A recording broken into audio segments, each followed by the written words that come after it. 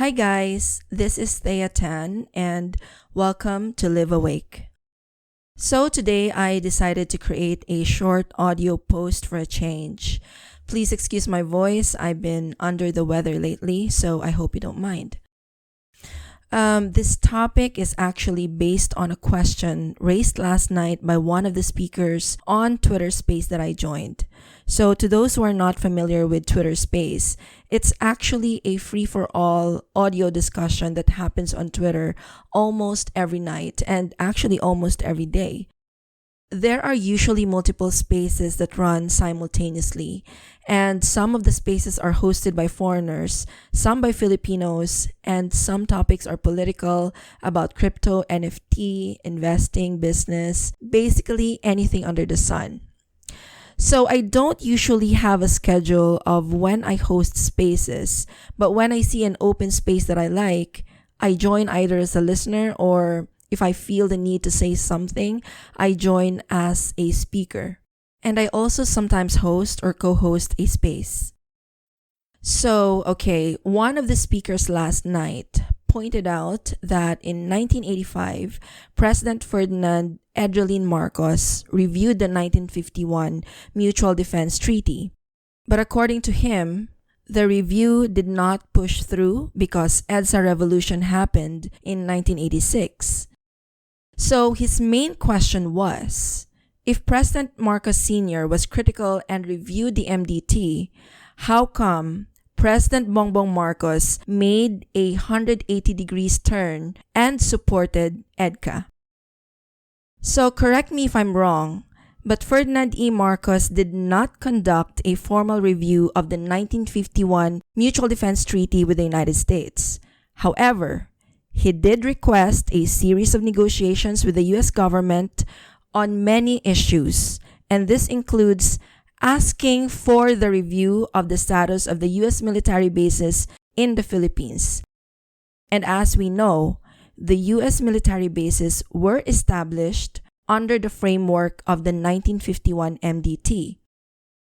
And what happened to these series of negotiations? They actually led to the extension of the basis agreement in 1983. They also led to an increase in economic aid to the Philippines. So while there was no formal review of the treaty, Marcos did use the negotiations as an opportunity to renegotiate the terms of the U.S.-Philippine relationship.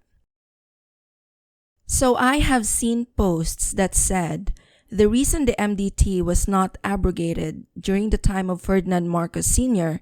is that the 1986 EDSA revolution happened and Marcos was ousted.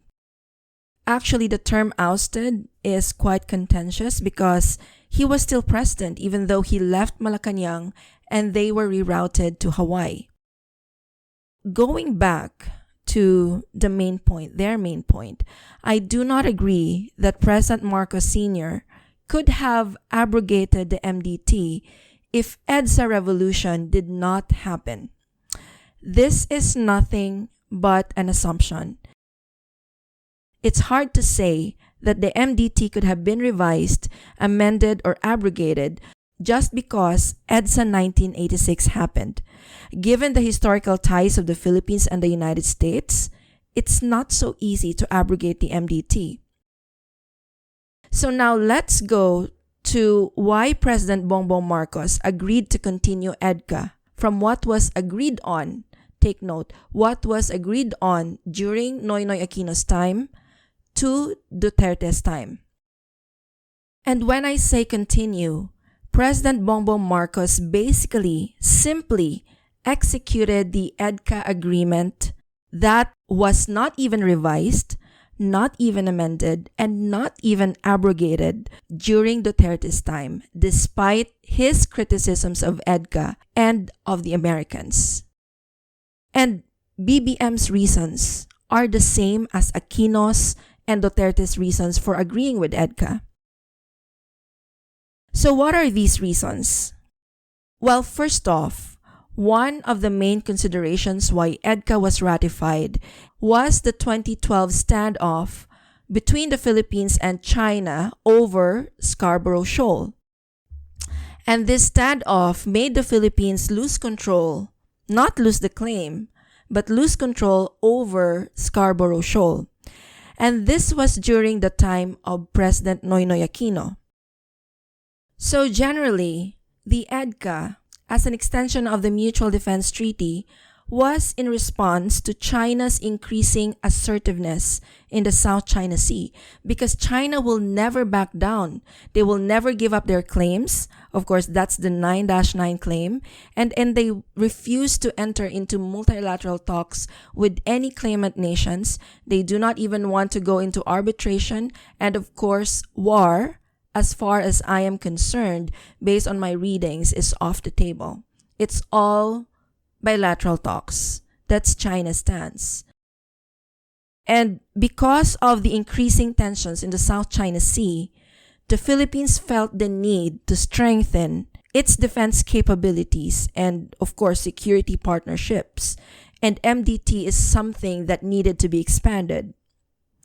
However, of course, this is not the only reason for the signing of EDCA, because this agreement had been under negotiations already prior to the 2012 Scarborough Shoal standoff.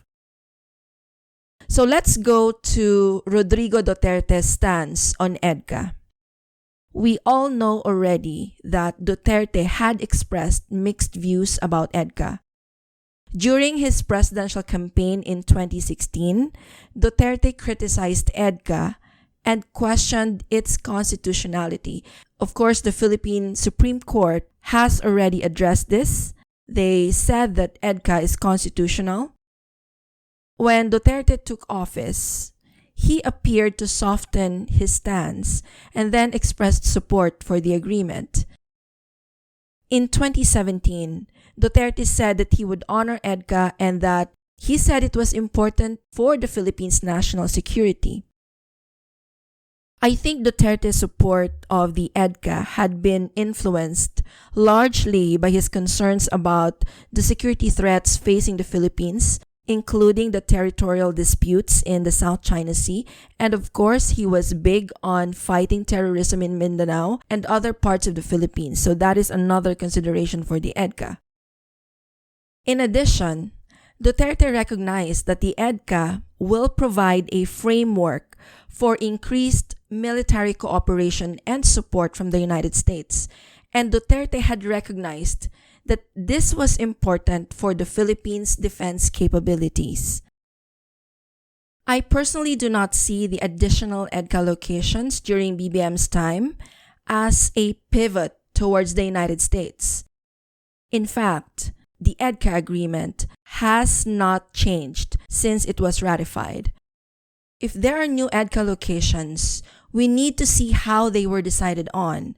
And if we read the EDCA agreement itself, it says there that, quote-unquote, agreed locations need to be mutually decided on, not decided just by the United States or just by the Philippines, but by both.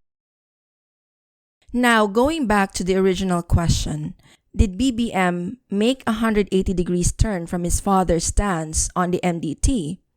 My opinion is no.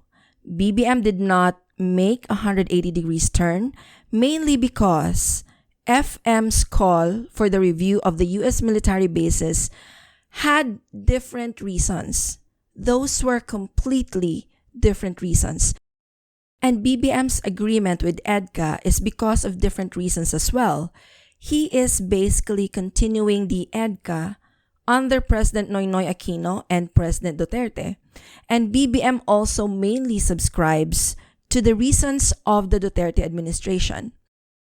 In other words, those accusations of pivoting towards the United States by adding new EDCA locations have zero basis.